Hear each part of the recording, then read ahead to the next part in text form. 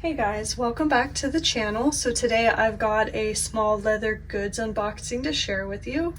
So as you can see, this item is still in the original Coach box. I'll open it and show you. Actually, the box has the information about the item. So it's a journal, style number 4524. MAH stands for Mahogany. So it's a nice dark brown color. And as you can see, it still has the original tissue paper. So this is a beautiful leather bound journal. As you can see, it's got the word journal here on the front of it.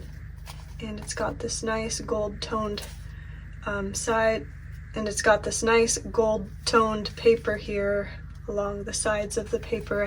And then the inside of the journal has a US map, and then it's got a bunch of lined paper. Obviously it wasn't used, and it's got a nice ribbon bookmark.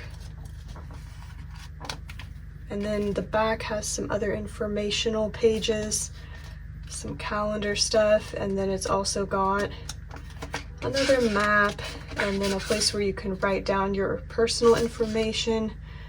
So, and here's another map. Looks like Europe this time. So yeah, this is just a really beautiful leather bound journal. I wanted to share it with you guys. It is available now in our online store, so I will leave the link below if you wanted to check it out.